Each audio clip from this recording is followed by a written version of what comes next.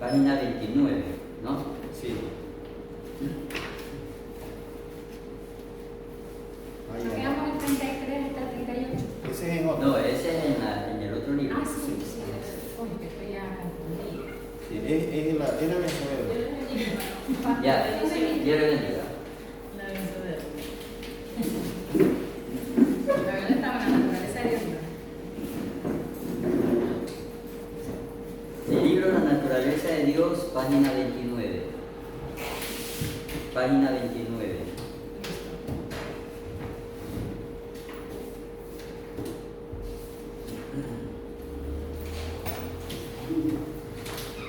Cuando ya todos tengan, vamos a darle la lectura. Amén.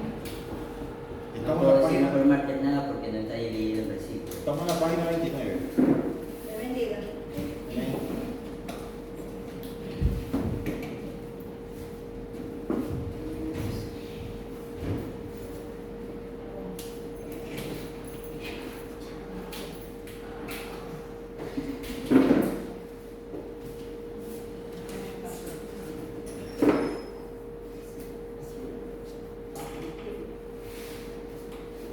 Ya, página 29, ahí dice como título La historia de Jesús. ¿No?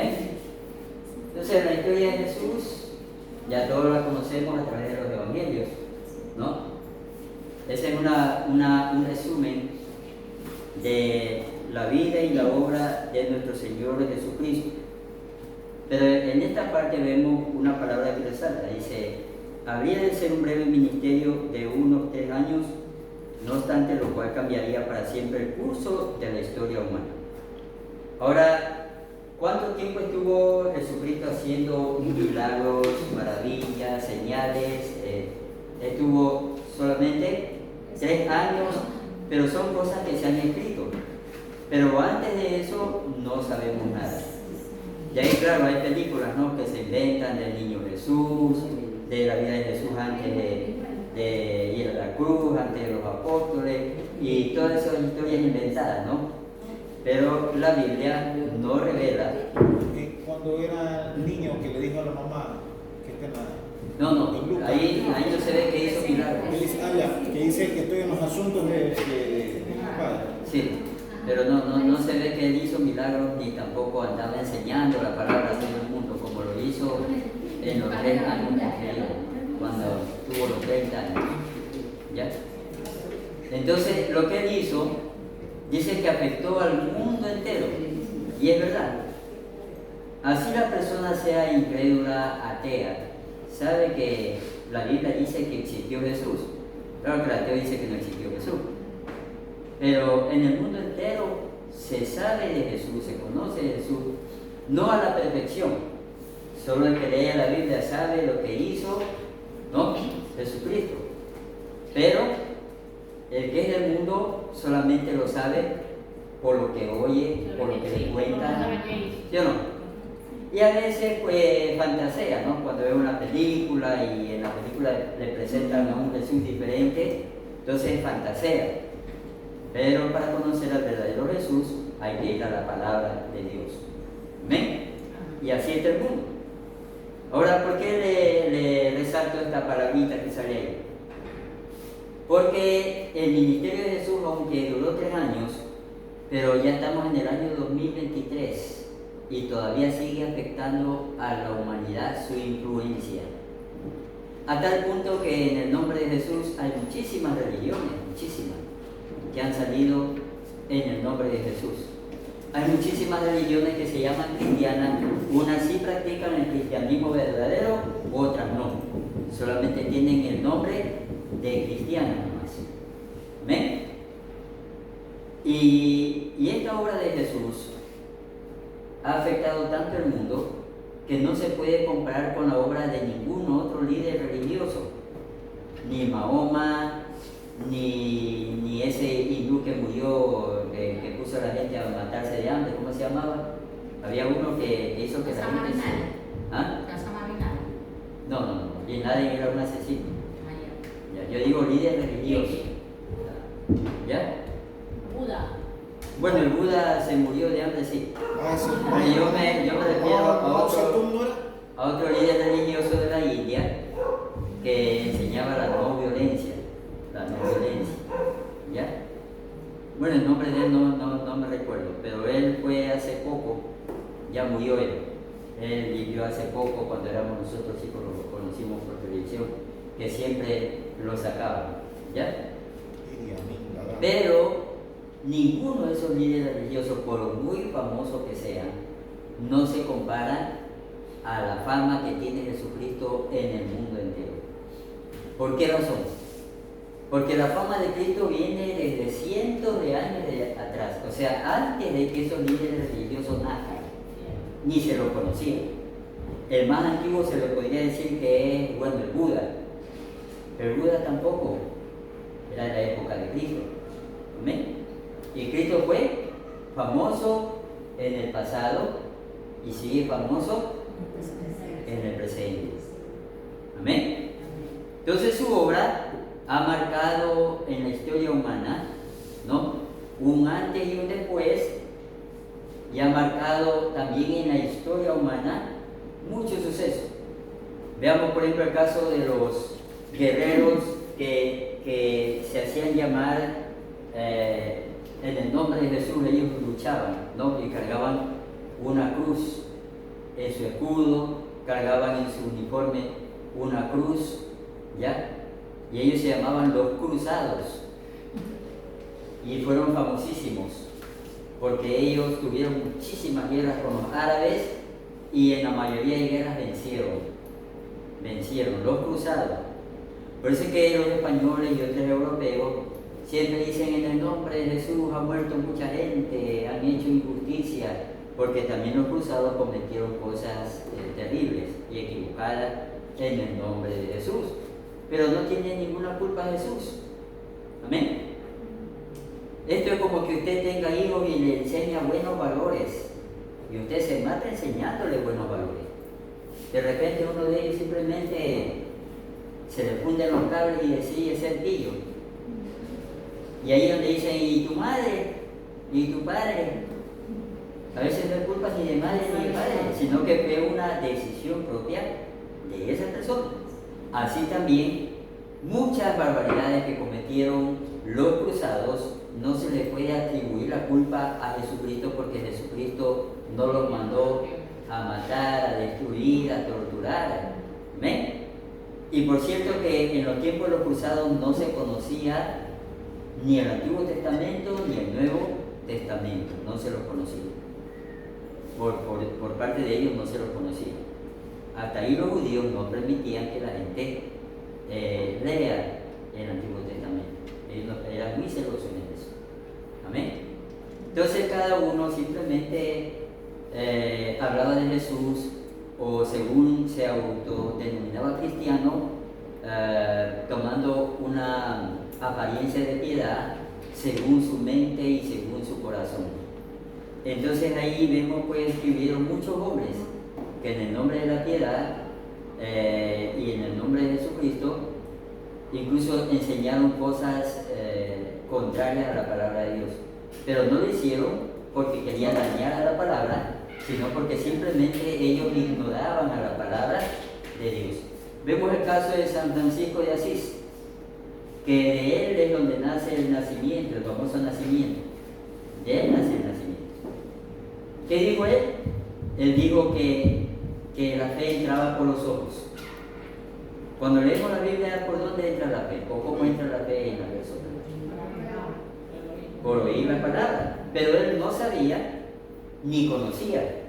Simplemente él lo decía por las historias que había escuchado de aquellos que le habían enseñado la religión. ¿Ya? Entonces cada uno pasaba historia de historia, y en el tiempo de la Iglesia Católica, en los primeros tiempos de la Iglesia Católica, estaba bien alejada de la enseñanza de Jesucristo, porque las historias apostólicas habían pasado de boca en boca y muchos le habían cambiado el significado y la historia. Ya cuando llegó a ese hombre llamado San Francisco de Asís, le llegó una historia loca que decía que la fe entraba por los ojos, y de ahí nació el nacimiento. ¿Eh? Ahí decía que hay que poner a Jesús, hay que poner a María, hay que poner a José, y hay que poner los animalitos. Y después la gente le fue aumentando todo, ¿no? Ya le ponía edificios, aviones, tanques de guerra, ¿no? Ya le ponía otra cosa más en el nacimiento y fue aumentando. Pero el primer nacimiento consistía solamente de Jesús, María y el niño.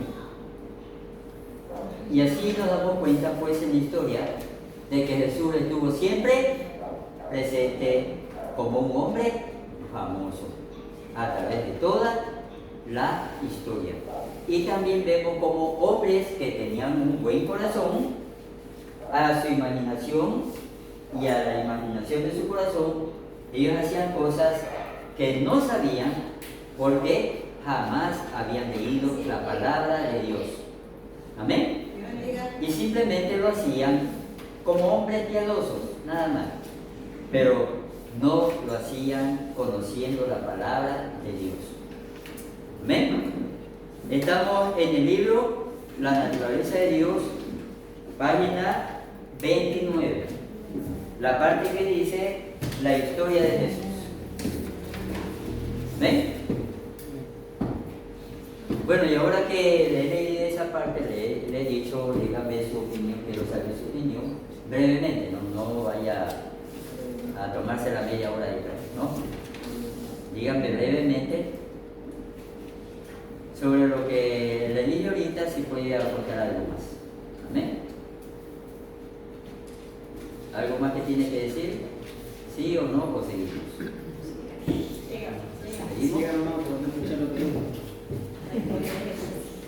Una nueva revelación. Un reconocido cristiano de los primeros tiempos comenzó una carta a algunos amigos cristianos con estas palabras: Dios, habiendo hablado muchas veces, de muchas maneras, en otro tiempo, a los padres por los profetas, en estos postreros días nos ha hablado por el Hijo. Ahora, ¿por qué el escritor dice desconocido cristiano? ¿Tiene escritor el libro de los Hebreos o no tiene escritor? ¿Usted qué cree? ¿Tiene o no tiene? No se conoce quién es el escritor. Algunos creían que era Pablo, pero Pablo siempre empieza sus cartas apostólicas dando un saludo y también identificándose, tanto al principio como al final. Amén. Ahora se puede decir mucho de la carta de los Hebreos, ¿no? ¿Quién escribió? ¿Quién puede ser? Pero nosotros no vivimos en esa época. El mayor error de muchos historiadores es ponerle a veces nombre a cosas que no se pueden comprobar por el tiempo que ya pasó. Amén. Es como cuando usted lee en la Biblia que aparece un Mateo y otro Mateo y otro Mateo. A veces no es el mismo Mateo, a veces son otros. Amén. Que uno los confunde. Y uno dice, aquí estaba Mateo, y no era Mateo el apóstol, era otro Mateo. Amén. También la palabra de Jesús aparece también en el libro de los Hechos mencionando a otro que no era Jesús el que resucitó, sino que era otro ser humano con el nombre Jesús. ¿Ven? Y así a veces ciertos historiadores a veces confunden la historia mencionando esos nombres que aparecen por coincidencia y atribuyéndoselos a personajes conocidos. Amén. Yo le digo esto porque en el libro de los Hechos también aparece otro predicador, ¿no? Y hay gente que piensa que tal vez ese predicador fue el que escribió el libro de los Hebreos, pero solamente son opiniones. Por eso cuando yo le digo a usted, cuando lea un libro, primero tiene que haber leído bien la Biblia. Amén. Para que no cometa el error en decir, bueno, el libro de fulano de tal dice que fue fulano el que escribió Hebreos, y usted ya lo afirma sin que la Biblia lo confirme. ¿Amén? ¿Estamos de acuerdo? Entonces, ¿cuántos han leído el libro? O yo se los estoy leyendo ahorita. Diga la verdad. ¿Amén? Vamos a la página siguiente, a la 30.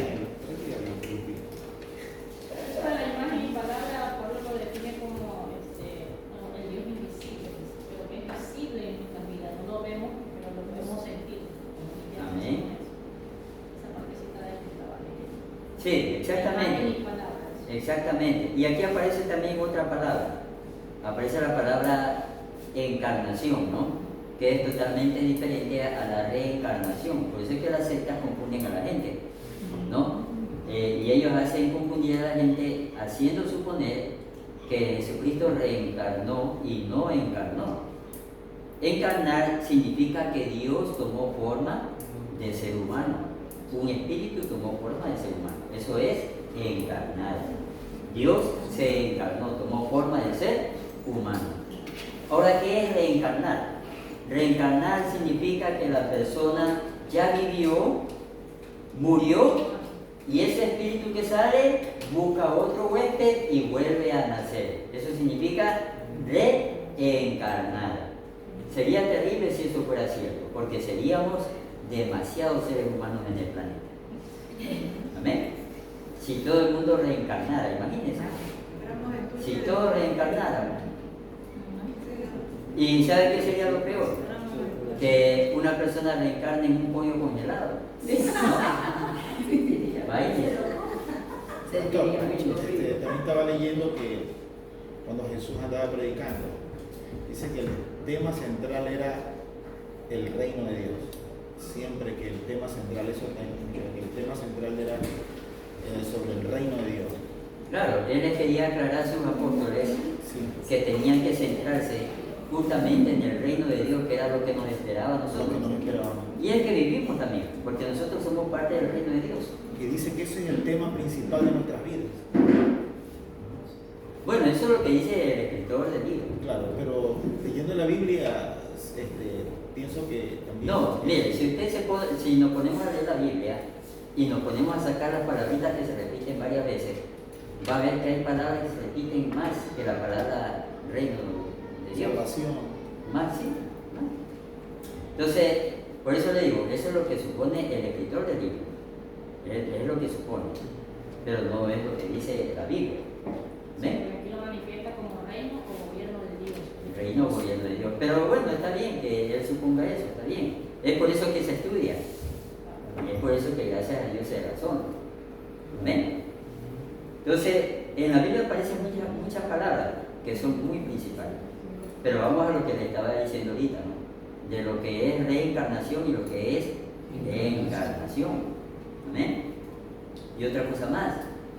Yo creo que sí les enseñó el pastor Abel sobre lo que es el reino, el reino de Dios, unigénito, que es único hijo, no existe otro hijo.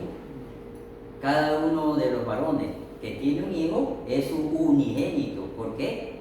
Porque cuando él le sacan sangre o una parte de su piel, investigan sus genes, en el planeta entero, no importa cuántos millones de seres humanos hayamos, ese hombre será el único padre, no habrá otro. ¿Sí me deben entender? Y claro, mediante el gen también descubren al abuelo y todo lo demás. Eso es lo que están usando ahorita los israelitas, los experimentos genéticos para poder descubrir a los descendientes de cada uno de los patriarcas de la tribu de Israel. Así es que ellos saben, ¿no? Cuando viene alguien que es de descendencia israelita, no importa de qué país venga, lo hacen pasar a un laboratorio especial, le sacan sangre para averiguar de qué antepasado o de qué tribu pertenece esa persona. Amén. ¿Se da cuenta? Entonces Jesucristo era el único gen de Dios, o sea, era el único hijo de su misma sustancia, amén, y de su misma gloria. Y no existe otro, no existe otro igual. Por eso que nosotros somos hijos adoptivos, no nos sintamos mal, ¿no?, de ser adoptados. Amén. La gente se siente mal, soy adoptado. No, porque el mismo Cristo dijo que vamos a recibir una herencia junto con Él. Amén. O sea, Dios, tanto a nosotros que somos adoptados como al Hijo genuino que es Jesucristo, a ambos nos va a dar también una recompensa, una herencia, nos espera. Imagínense, Dios es el único Padre justo, ¿sí o no? Aquí en la tierra no, porque en la tierra no todos los padres son iguales, pero hay padres que al hijo ingreído le dan de todo, que no es ingreído, por ahí le dan cualquier cosita. Amén. Pero que el Padre justo Ese le da a todos por igual. Por amor, Amén. por amor, adopción, por amor. Ni a uno le da más, ni a otro menos, sino todos igual. Así el mayor le reclama y diga, no, que yo soy el primer hijo y que por derecho de repente me pertenece, no, a todos. ¿Sí o no? Entonces, así es, mis hermanos. ¿Alguna otra cosa que tengan que decir? Acuérdense.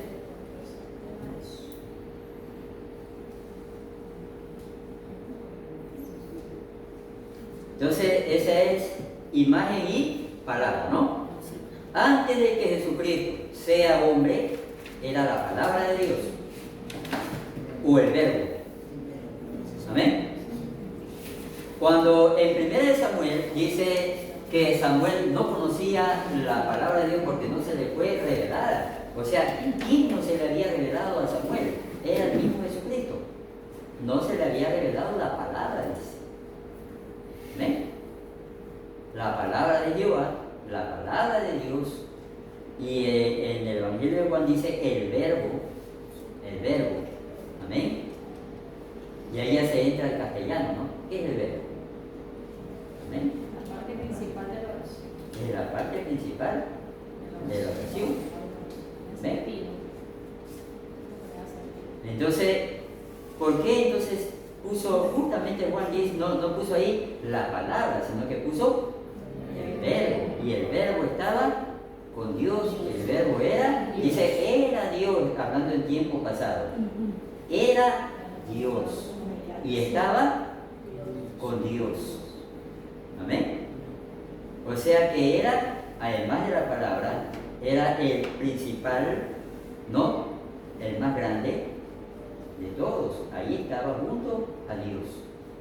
¿Ven? Ahora esa palabra tomó, dice, forma de hombre. Por eso es que las sectas engañan a la gente diciéndole que Jesús no resucitó y no nació, sino que era un espíritu que andaba por el aire caminando. Eso lo inventan las sectas. Pero todo tiene su trasfondo. ¿Por qué inventan eso las sectas? Porque las sectas lo comparan a Cristo como hermano del mismo diablo, como hermano de Satanás. Entonces, como Satanás fue creado, entonces Cristo también tuvo que ser creado. ¿Yo no? Satanás es un ser espiritual, entonces Cristo tiene que también ser un ser espiritual. Entonces, para que todo calce en sus falsas enseñanzas, tienen que decir que Cristo no nació en carne y hueso. ¿Ven? Bien dice la palabra de Dios, Pablo dijo, prueba los espíritus, ¿no? El que diga que Cristo nació, que se reveló en espíritu, ese es falso. Pero el que dice que nació en carne, ese es verdadero. Amén. ¿Alguna otra cosa? ¿Algo más? Tiene toda la libertad de hablar, estamos en una clase, ¿no? Diga nomás. Si está equivocado, le corregimos. No lo reprendemos, no se preocupe. ¿Ven? Una revelación indirecta. Una revelación indirecta. Consideremos ahora cómo Jesús llegó a revelar a Dios. A Dios. A ver, ¿en qué sentido Jesús reveló a Dios? Como hemos leído, tenemos que ya saberlo. Cuando se bautizó en agua. ¿Mm? Cuando se bautizó. Cuando se bautizó, ¿cómo más también se reveló? ¿O En cómo su él reveló? nacimiento, en su nacimiento. ¿Otra cosa más? ¿Cómo reveló al Padre? Hablando sobre él. En sus enseñanzas. En sus Lo que yo enseñanzas. predicaba. Hablando sobre él. Bueno, hay un punto principal. Cuando un apóstol le dijo, muéstranos el Padre y nos basta, ¿qué dijo él? Sí, creen. Él dijo, Digo que si lo conocen a él, conocen al Padre. dice, me ha visto, el que me ha visto a mí, ya vio al Padre. ¿Eh? Él no decía que era el Padre, él no es el Padre, es el Hijo. Pero dice, el que me ha visto a mí es como que ya vio al Padre. ¿Amén? ¿Cuántos han tenido hijos varones? ¿Yo no? No, amén. Si alguien viene al niño jugando, lo primero que dicen, oye, él se brinca como fulano de tales. Muerde como fulano de tales. ¿Sí o no? corre, se ríe como fulano de tal, o sea, siempre ven la imagen en el niño, ven la imagen del padre. Dice, ese es hijo de fulano porque así como mira, así como camina, así como habla, toda actitud que hace el niño, ven al Padre. Así también era con Jesús. Amén. Por eso él mismo dijo, yo vine a hacer la obra que me envió a hacer el Padre. O sea, lo que él hacía era lo que también hace Dios. Amén. Ayudaba, sanaba, enseñaba, reprendía. Todo lo que Jesús hacía es lo que también Dios hace. Por eso él dice, él vino para que conozcamos en él al Padre. Porque al Padre no lo podemos ver, pero sí podían ver a Jesucristo. Amén. Y ahí es donde vamos nuevamente con la secta, ¿no? Donde le meten la idea de que Jesús era el Padre y también era el Hijo y también era el Espíritu Santo, y queda todo el paquete ahí. Amén. Y queda todo ahí, todo ahí. Y ahí es donde la ignorancia del castellano, porque yo creo que aquí hay profesoras, gracias a Dios profesoras, cuando no se sabe bien el castellano, yo no soy erudito en castellano tampoco, pero hay una palabra principal, ¿no? Cuando se dice en el nombre del Padre y, coma, del Hijo y, coma, del Espíritu Santo, se está mencionando a tres personas diferentes. No se está mencionando al mismo. Es que numeral. La coma significa numeración. ¿Eh? Entonces, si fuera el mismo, hubiera dicho, bautízalos en el nombre del Padre, Hijo, Espíritu Santo y punto. Ya está, porque los tres son los mismos. Pero está hablando de tres personas que forman a Dios y a la vez es, ¿no? Dios, el Dios Trino. Amén. ¿Por qué para nosotros fue un poco difícil aceptar eso? Porque en la traducción al español, para no confundirnos, porque eso dice la historia, para no confundirnos, Reina Valera y el otro Cipriano, al ver la palabra que aparecía en el Antiguo Testamento, dioses, en hebreo dioses significa dioses, y había también las otras palabras donde aparecían los dioses filisteos, los dioses egipcios, los dioses. Entonces iba a causar una confusión con los dioses israelitas. Entonces pusieron, como ahí decía que era un solo Dios, los tres. Cuando Moisés dijo, el Señor, tu Dios, en hebreo dice, los señores, tus dioses son uno solo. ¿A qué idea se basaba Moisés? A que no estaban divididos como los dioses egipcios, fenicios, romanos, que andaban dándose de puñete.